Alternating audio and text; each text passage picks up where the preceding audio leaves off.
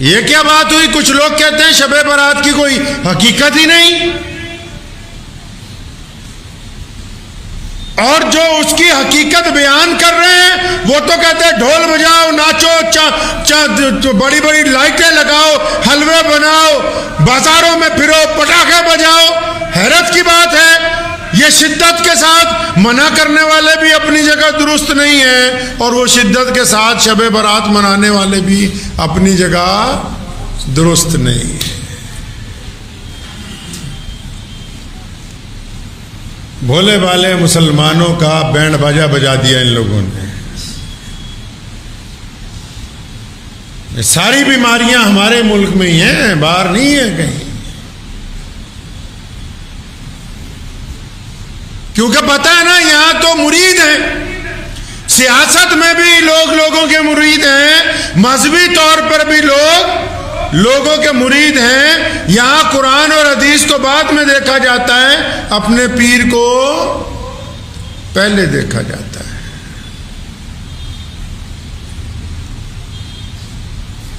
چودہ شعبان کا دن گزرنے کے بعد جو رات آتی، پوری دنیا کے مسلمان اس کو نصف شعبان کی رات کے نام سے جانتے ہیں۔ پیارے نبی حضرت محمد الرسول اللہ صلی اللہ تعالی علیہ وسلم نے متعدد احادیث میں، جن کی روایت امی عائشہ رضی اللہ تعالیٰ عنہ فرماتی ہیں، شعبان کی تعریف کی۔ اس مہینے کو رمضان کی آمد سے پہلے رسول اللہ نے اپنا مہینہ کہا کہ رمضان اللہ کا مہینہ ہے، فرمایا شعبان میرا ہے۔ اور ظاہر سی بات ہے، جس مہینے کو محمد رسول اللہ نے اپنا مہینہ کہا ہو تو اس کی راتیں جو ہیں مقدس ہی ہوں گی، اس کی گھڑیاں مقدس ہوں گی، اس کے دن مقدس ہوں گے۔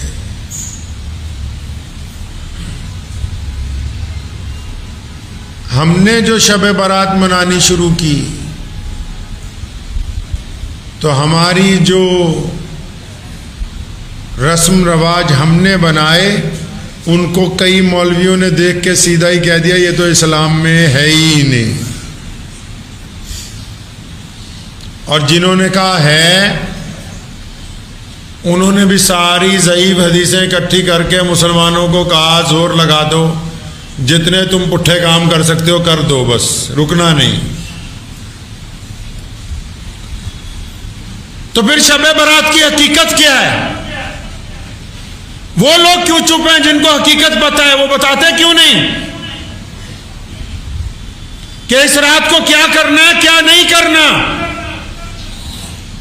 دو گروپوں میں بٹے ہوئے ہیں، ایک کہہ رہا کچھ بھی نہیں کرنا تاکہ اس کو پتہ ہے میرے ساتھ ایسے لوگ ہیں جو چاہتے ہیں کچھ بھی نہیں کرنا، اور ایک ایسے ہیں جو کہتے ہیں بہت کچھ کرنا ہے تاکہ ان کو پتہ ہم اپنی عوام کو اس لیے کچھ کر سکیں گے تاکہ یہ کہیں کہ واقعی ہمارا مولوی ٹھیک کر رہا ہے کہ اس رات بہت کچھ کرنا ہے۔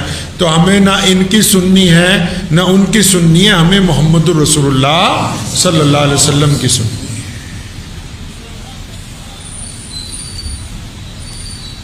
اس بات میں کوئی دو رائے نہیں کہ شعبان کا مہینہ بڑی عزت والا ہے، بڑی برکت والا ہے۔ رسول اللہ صلی اللہ علیہ وسلم نے اس مہینے کو اپنا مہینہ بتایا تو یہی بہت بڑی بات ہے پہلے۔ پھر رسول اللہ صلی اللہ علیہ وسلم نے اس مہینے میں مستقل روزے رکھے ہیں۔ امی عائشہ رضی اللہ عنہ نے فرمایا کہ اس مہینے میں باقاعدہ حساب کتاب ہوتا ہے، اللہ تبارک و تعالیٰ کے یہاں آڈٹ ہوتا ہے، جیسے ہم دنیا میں آڈٹ کرتے ہیں مارچ کے مہینے میں، کہ کس نے سارا سال کیا کیا، کتنے پیدا ہوں گے، کتنے مر جائیں گے آئندہ سال میں۔ فرمایا میں چاہتا ہوں میرے رب کے سامنے جب اعمال جائیں تو وہ روزے دار کی حیثیت سے جائیں۔ نبی علیہ الصلوۃ والسلام نے اس رات کے متعلق کہا کہ جب بندہ اپنے رب سے مانگتا ہے تو اللہ تبارک و تعالیٰ اسے معاف کرنے کے لیے تیار بیٹھے ہیں۔ بالکل اس بات سے بالکل انکار نہیں کیا جا سکتا کہ حدیث کے مطابق یہ آنے والی رات مقدس نہیں ہے، بالکل مقدس ہے۔ اللہ تبارک و تعالیٰ آسمان دنیا میں اپنے جاہ و جلال کے مطابق، اپنے معیار کے مطابق جو کائنات میں سب سے زیادہ بلند ہے، تشریف فرما ہوتے ہیں بعد نماز مغرب ہی، اور پھر صبح تہجد کے وقت تک، فجر کی نماز تک اعلان ہوتا ہے بار بار کہ کوئی ہے مانگنے والا تو آج ہم سے مانگ لے، ہم اس کو دینے کے لیے تیار ہیں۔ امام ترمذی نے باقاعدہ اس پر باب باندھا ہے۔ جن لوگوں کو شوق ہے بحث و مباحثے کا کہ نئی حدیث اصحاح ستہ میں ہی ہونی چاہیے، تو امام ترمذی نے باقاعدہ اس رات کے اوپر ترمذی شریف میں پورا باب لکھا ہے۔ تو یہ جو رات ہے اب ہم کس طرح منا رہے ہیں؟ اب دوسری طرف آ جائے، ہم کس طرح منا رہے ہیں؟ عاشق تو وہ ہوتا ہے جو محبوب کے طریقے پر چلے۔ میں مانتا ہوں محمد رسول اللہ اس رات کو قبرستان تک گئے، اس قبرستان میں رسول اللہ صلی اللہ علیہ وسلم کا کوئی بھائی بہن نہیں ہے، اس قبرستان میں رسول اللہ صلی اللہ علیہ وسلم کی امی نہیں ہے، رسول اللہ صلی اللہ علیہ وسلم اپنی امت کے لیے گئے۔ وہ تو رات کے اندھیرے میں گئے، اپنی امت کے لیے دعائیں مانگی۔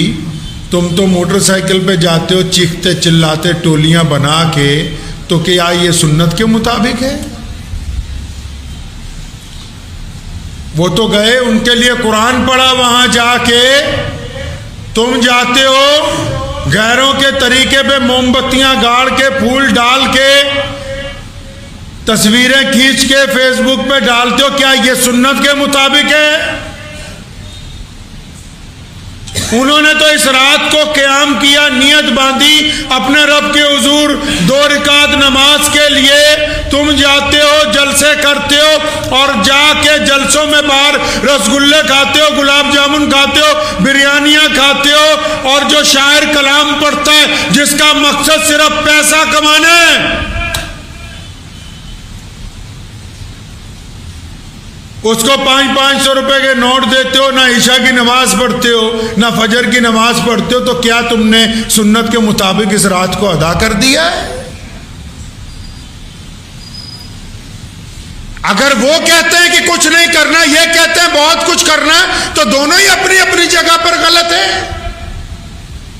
جو کرنا چاہیے وہ کرنے کے لیے تیار نہیں، اور جو نہیں کرنا چاہیے یہ وہ سب کچھ کرنے کے لیے تیار ہیں۔ تو اس کا مطلب دونوں نے ہی ایک خوبصورت موقع، اللہ تعالیٰ موقع عطا فرماتے ہیں بار بار اپنے بندوں کو اپنی طرف بلانے کا۔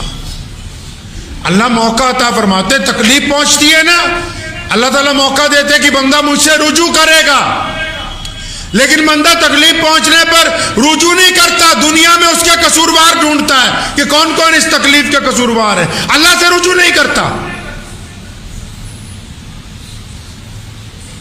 مؤذن کہتا ہے حی علی الصلاۃ، اللہ موقع عطا فرماتے ہیں آ جاؤ کامیابی کی طرف، بندہ اس کو نظر انداز کرتا ہے، اللہ تعالیٰ تو بار بار موقع عنایت فرماتے ہیں۔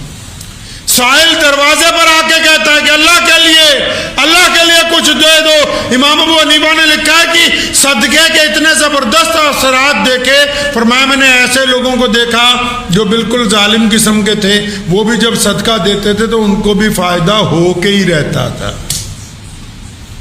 اللہ بار بار موقع دیتے ہیں کہ چلو آؤ ہم تمہیں موقع دے رہے ہیں بخشنے کا، آؤ ہم تمہیں موقع دیتے ہیں معاف کرنے کا، ہم تمہیں موقع دیتے ہیں اپنے آپ کو سدھارنے کا، ہم تمہیں موقع دیتے ہیں نیک بننے کا، ہم تمہیں موقع دے رہے ہیں اپنا مزاج بدلنے کا، لیکن بندہ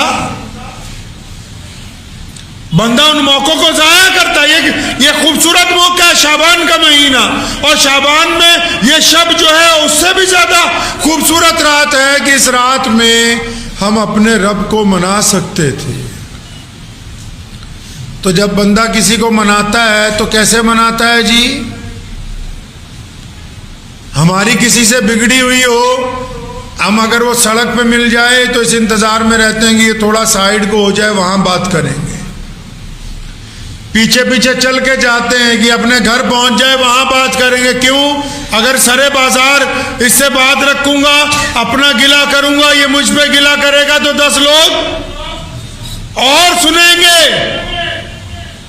اللہ معافی کے موقع دیتے، محمد رسول اللہ نے حکم دیا کہ معافی کے مواقع، معافی کے نوافل اپنے گھر میں ادا کریں تاکہ بندہ ہو، بندے کا رب ہو، بندہ اپنے رب سے کھل کے بات کر سکے، کھل کے رو سکے، کھل کے یہ کہہ سکے کہ مجھ سے فلاں رات میں یہ گناہ ہو گیا، اپنے اوپر ظلم کیا، کھل کے یہ کہہ سکے کہ میں نے اتنی بار ٹھگی ماری، کھل کے یہ کہہ سکے کہ میں نے اپنے ماں باپ کے ساتھ زیادتی کی ہے۔ تمہیں موقع دیا کہ چلو آؤ